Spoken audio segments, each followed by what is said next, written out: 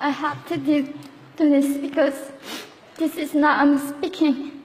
This is the people who want to tell the world what they want to say. North Korea is an unimaginable country. There is only one channel on TV. There is no internet. We aren't free to sing, say, wear, or think what we want.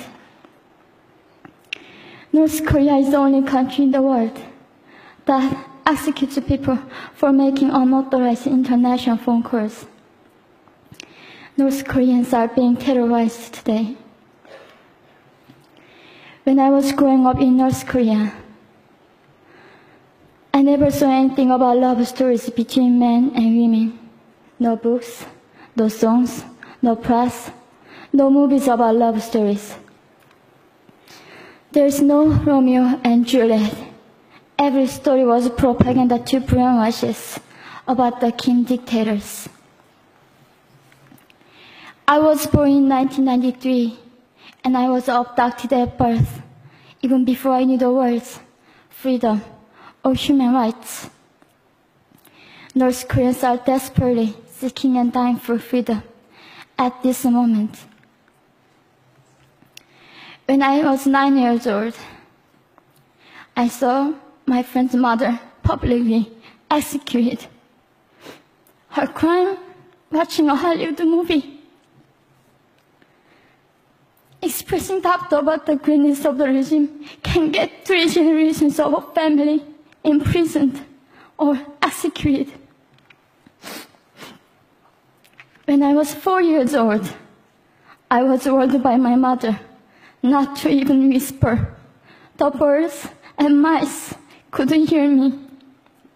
I admitted I thought the North Korean dictator could read my mind. My father died in China after we escaped North Korea. And I had to bury him at 3 a.m. in secret. I was 14 years old. I couldn't even cry. I was afraid to be sent back to North Korea. The day I escaped North Korea, I saw my mother raped. The rapist was a Chinese broker. He targeted me. I was 13 years old. There is a saying in North Korea, women are weak, but mothers are strong. My mother allowed herself to be raped in order to protect me. North Korean refugees, about 300,000, are vulnerable in China. 70% of North Korean and teenage girls are being victimized, sometimes sold for as little as $200. We walked across the Gobi Desert, following a compass. When they stopped working, we followed the stars to freedom. I felt only the stars were with us. Mongolia was our freedom moment. Death or dignity. Armed with knives, we were prepared to kill ourselves if we were going to be sent back to North Korea. We wanted to live as humans.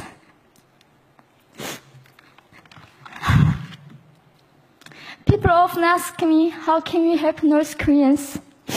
There are many ways, but I would like to mention 3 for now. 1, educate yourself so you can raise awareness about human crisis in North Korea. 2, help and support North Korean refugees who are trying to escape to freedom. 3, petition China's stop repatriation. We have to shed light on the darkest place in the world.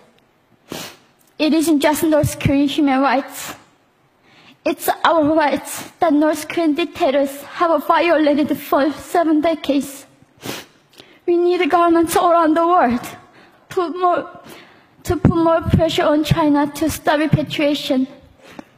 In particular, Chinese delegates of One Young World can play a part by speaking up.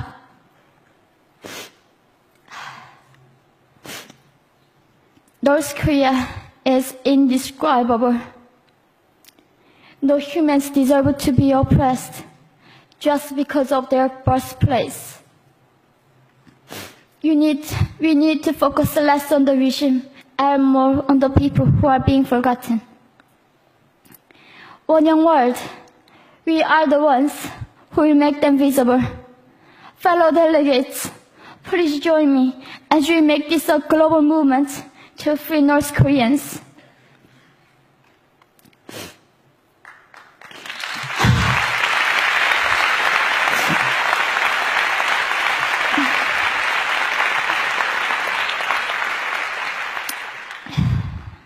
When I was crossing the Gobi Desert, scared of dying, I thought nobody in this world cared. It seemed that only the stars were with me. But you have listened to my story. You have cared. Thank you very much.